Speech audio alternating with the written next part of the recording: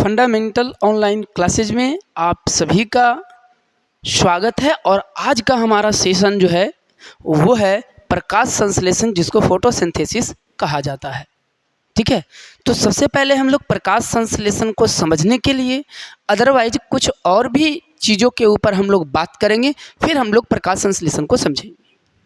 ठीक है, तो सबसे पहले जानते हैं यहाँ कि ये जो प्रकाश संश्लेषण है इसको फोटोसिंथेसिस कहा जाता है। प्रकाश संश्लेषण को फोटोसिंथेसिस कहा जाता है। पर प्रकाश संश्लेषण को फोटोसिंथेसिस किसने नाम दिया था? वो था बॉर्न्स। कौन था? बॉर्न्स था। ठीक है, तो ये बॉर्न्स ने क्या किया था? फोटोसिंथेसिस, प्रकाश संश्लेषण को क्या कहा था? फोटोसिंथेसिस नाम दिया। ठीक है, अगर बात करें ये नाम कब दिया था इन्होंने, तो 1898 ईस्वी में। कब दिया था? 1898 ईस्वी में। और बाकी अब हम लोग समझते हैं, इस पौधे को अगर ढंग से समझ लेते हैं तो फिर ये प्रकाश संश्लेषण आसानी से कवर हो जाएगा। पहले पौधों को समझते हैं। यदि बात करें, हम यहाँ पे देख रहे होंगे आप लोग, एक गमले में हमने क्या किया है, एक पौधे लगा रखा है। ठीक है, अगर बात करें इस पौधे की पत्ती आप लोग देख रहे हैं, यहाँ पे पत्ती सारा हरा हरा दिख रहा है ना।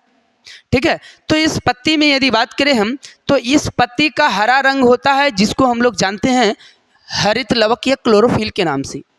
यह एक प्रकार का वर्णक होता है। क्या होता है? वर्णक, जिसके कारण यह पत्ती हरी होती है।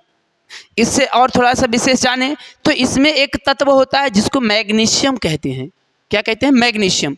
पत्ती में एक तत्व पाया जाता है, ठीक है, वो मैग्नीशियम होता है। जैसे हमारे ब्लड में एक तत्व होता है जिसको आयरन कहते हैं, वैसे कैल्शियम भी होता है। ठीक है, जिसके वजह से किडनी के पास जाकर के या और कहीं भी लिवर के पास जाकर के पत्थरी जैसा बना लेता है। ठीक है, तो ये बात हमें समझ में आ गया कि इस पत्ती में, ठीक है, जो हरी होती है उसका कारण होता है हरा रंग होने का क्लोरोफिल या हरित लवक होता है। ठीक है, ये चीज़ें अगर समझ में आया है तो एक चीज़ हमने और बताया कि पत्ती में अगर पूछा जाए कि कोई तत्व होता है तो होता है, वो कौन सा तत्व है? कैल्शियम, सॉरी मैग्नीशियम होता है। कौन सा तत्व होता है? मैग्नीशियम। ठीक है, हमने क्या किया, इसका रूट जो है ये देख रहे हैं आप, मिट्टी में जा चुका है। ये गमला में हमने क्या किया है, मिट्टी भर रखा है, यहाँ तक पूरा मिट्टी भर रखा है। क्या भर रखा है? मिट्टी। ठीक है, और इसमें पानी है। ठीक है, अगर हम बात करें, ये मिट्टी में इसका जड़ आ चुका है, और मिट्टी में जब जड़ आया है तो इसको हम लोग वैसे रूट भी कहते हैं। ये जड़ क्या करता है? जल एवं खनिज को अपने क्या करता है? वाहिनी से अवशोषित करता है। क्या करता है? अवशोषित करता है। ये चीज़ समझ में आया होगा।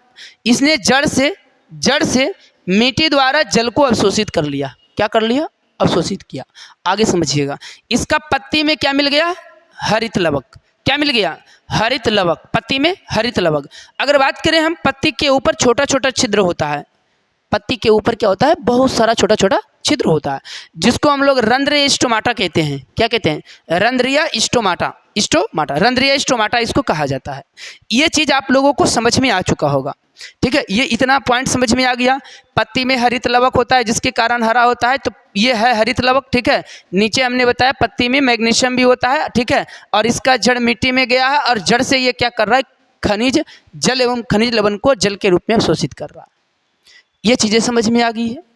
फिर हमने बताया कि पत्ती पर छोटे छोटे छिद्र होते हैं जिसको हम लोग रंध्र कहते हैं। क्या कहते हैं? रंध्र कहते हैं। ठीक है, तो और आगे समझते हैं। अगर हम बात करें इस रंध्र के, ठीक है, तो रंध्र के द्वारा ही क्या होता है? रंध्र के द्वारा ही क्या होता है?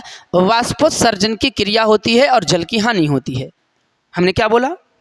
वाष्पोत्सर्जन की क्रिया, वाष्पोत्सर्जन। ठीक है, और इस वाष्पोत्सर्जन की क्रिया से क्या होता है? तो याद रखिएगा, जल की हानि। जल की हानि। ठीक है, जल की हानि होता है।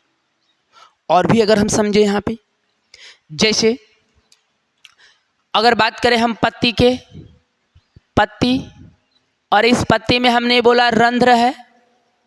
क्या है? रंध्र। यहाँ पे याद रखिएगा, यही रंध्र क्या करता है? CO2 और O2 का आदान प्रदान करता है। क्या करता है? CO2 और O2 का आदान प्रदान करता है। ठीक है, हमने क्या बताया? CO2 एवं O2 का आदान प्रदान। ठीक है, आदान प्रदान, यानी कि O2 और CO2 का जो आदान प्रदान होता है वो रंध्र से होता है। कहाँ से होता है? रंध्र से होता है। इस चीज़ को भी बारीकी से समझ लीजिएगा, ठीक है। यहाँ तक हमने क्या क्या इस चीज़ों को समझ लिया है। अब आते हैं यहाँ पे प्रकाश संश्लेषण की बात करते हैं। यहाँ पे एक हमने वर्ड लिखा है वायुमंडल, और वायुमंडल में नाइट्रोजन 78% है, ऑक्सीजन 21% है और CO2 0.03% है। समझते हैं, ये पेड़ पौधे हैं, ठीक है। ये पेड़ पौधे की यदि हम बात करते हैं इस पेड़ पौधे की, तो यहाँ पे देखिएगा पेड़ पौधे क्या करता है, CO2 जो है वायुमंडल से ले लेता है। CO2 कहाँ से ले लेता है? वायुमंडल से ले लेता है। और साथ में मिट्टी से ये जल ले लेता है। इसके अलावा पत्ती से ये पर्णहरित ले लिया।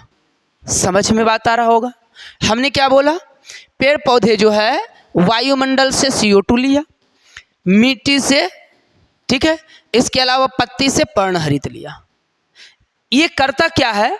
तो जब धूप निकलता है अर्थात सूर्य के प्रकाश, तो ये सूर्य के प्रकाश की उपस्थिति में जो है क्या करता है, तो ये ग्लूकोज का संश्लेषण करता है। क्या करता है? ग्लूकोज का संश्लेषण करता है। अब एक चीज़ हमारे दिमाग में, ये चीज़ जहन में आ चुका है कि पेड़ पौधे जो है कार्बन डाइऑक्साइड, जल, पर्णहरित तथा सूर्य के प्रकाश की उपस्थिति में ग्लूकोज का संश्लेषण करता है। इस प्रोसेस को हम लोग कहते हैं प्रकाश संश्लेषण। क्या कहते हैं? प्रकाश संश्लेषण कहते हैं। फिर से समझिएगा, हमने बोला कि पेड़ पौधे CO2, जल, पर्णहरित तथा सूर्य के प्रकाश की उपस्थिति में ग्लूकोज का संश्लेषण करता है। ग्लूकोज का संश्लेषण करता है। बस इसी प्रोसेस को हम क्या कहते हैं? प्रकाश संश्लेषण अर्थात फोटोसिंथेसिस कहते हैं। ये चीज़ें एकदम बिल्कुल समझ में आ गया होगा आप लोगों को। अब समझते हैं, थोड़ा इसके समीकरण के ऊपर चर्चा करते हैं। देखिएगा, जैसे यदि बात किया जाए यहाँ पे कि CO2 लेना है, पर कितने CO2? इस प्रकाश संश्लेषण के लिए, ग्लूकोज बनाने के लिए कितने CO2 की जरूरत होता है? याद रखिएगा, 6 अणु के। कितने? 6 अणु की जरूरत पड़ता है। इसी प्रकार से जल के कितने अणु का जरूरत पड़ता है? तो यह भी 6 अणु के रूप में जरूरत पड़ता है। यानी कि प्रकाश संश्लेषण क्रिया में CO2 का कितने अनुभाग लेते हैं? तो बताइएगा 6 अनुभाग लेते हैं। जल के कितने अनुभाग लेते हैं? तो बताइएगा 6 अनुभाग लेते हैं। अब क्या है? पर्णहरित पत्ती से मिला और सूर्य का प्रकाश सूर्य से मिला और ये ग्लूकोज का संश्लेषण किया। नीचे देखिएगा, यहाँ पे हमने 6 CO2 लिया, ठीक है, 6 H2O जल लिया और सूर्य का प्रकाश पर्णहरित है यहाँ पे, और ये क्या किया है? ग्लूकोज का संश्लेषण किया। ग्लूकोज का संश्लेषण किया, ये ग्लूकोज है। तो ग्लूकोज का कितना अणु बना है? मात्र 1 अणु ग्लूकोज का बना है। कितना अणु बना है? 1 अणु ग्लूकोज का बना है। 1 अणु। अब जबकि ऑक्सीजन जो है 6 अणु के रूप में बाहर निकलता है। क्या होता है? ऑक्सीजन 6 अणु के रूप में बाहर निकलता है, ठीक है। अब अगली पॉइंट पे समझते हैं। ये जो CO2 था ना, ये CO2 जो था वो ग्लूकोज बनाने में सहायक था। ये क्या किया? ग्लूकोज बनाने में सहायक है। इसी के द्वारा क्या होता है? ये ग्लूकोज बनता है। जबकि और हम अगर समझे, देखिएगा यहाँ पे C6H12 और O6 है। तो यहाँ पे ये जो जब ये जल टूटता है, ये जल जब टूटेगा तो इसका विघटन से, ठीक है, क्या होगा? ऑक्सीजन मुक्त हो जाता है। लेकिन हाइड्रोजन कहाँ जाता है? तो यही हाइड्रोजन जो है इसके साथ मिल जाता है। और कितना हाइड्रोजन है इसके साथ? 6 दूनी के 12 हाइड्रोजन है ना। तो ये 12 हाइड्रोजन इसके साथ क्रिया कर लेता है और ऑक्सीजन भी 6 गो है।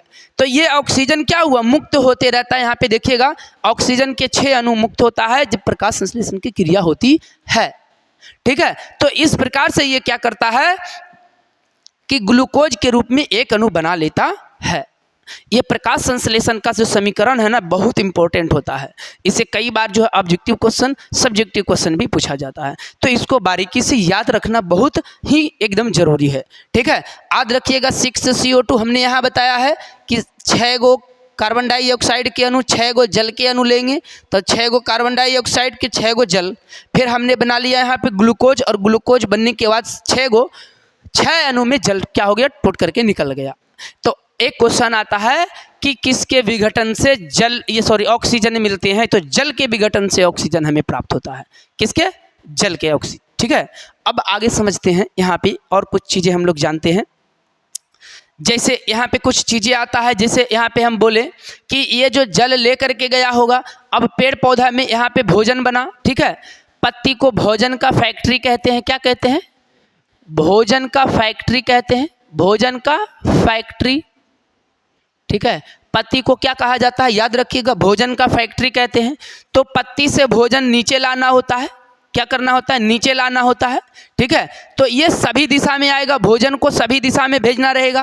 पर जल क्या होगा? एक दिशा में जाएगा। ये एक दिशीय होता है, एक दिशीय, एक दिशीय, एक दिशीय क्या होता है? जल का परिवहन। क्या होता है? जल का परिवहन। जल का जो परिवहन है एक दिशीय, केवल ऊपर की ओर होगा। ठीक है, लेकिन भोजन का परिवहन क्या होता है? सभी दिशा में होता है। क्या होता है? सभी दिशा में। और जो जल का परिवहन करता है उसको कहते हैं जाइलम। क्या कहते हैं? जाइलम। याद रखिएगा। ठीक है, अगर बात करें हम भोजन का परिवहन, किसका बात करें? भोजन का परिवहन। ठीक है, भोजन का परिवहन तो वो करता है फ्लोएम। क्या करता है? फ्लोएम करता है। ठीक है, और ये किस दिशा में करेगा? तो याद रखिएगा, सभी दिशा में, सभी दिशा में, सभी दिशा में याद रखिएगा। ठीक है, अगर हम बात करें भोजन बना पत्ती में, तो पत्ती को हम लोग भोजन का फैक्ट्री भी कहते हैं। क्या कहते हैं? भोजन का फैक्ट्री। पौधे में भोजन का फैक्ट्री कौन होता है? पत्ती होता है। ठीक है, तो इस पत्ती के द्वारा क्या होता है? भोजन जो है पौधे के सभी भागों में पहुंचाया जाता है। तो फ्लोएम तंतु के द्वारा या फ्लोएम उत्तक के द्वारा। तो फ्लोएम उत्तक क्या करता है? सभी दिशा में भोजन का परिवहन करता है, सभी दिशा में। जबकि जल एक ही दिशा में ऊपर की ओर केवल जाएगा, वो जाइलम करने वाला है। ठीक है, तो अब उम्मीद है हमें कि आप लोगों को जो है ये प्रकाश संश्लेषण काफ़ी ढंग से समझ में आ गया होगा। ठीक है, तो आप लोग इस चैनल को, ठीक है, शेयर, लाइक और सब्सक्राइब करना ना भूलेंगे। ठीक है, चलिए, थैंक यू।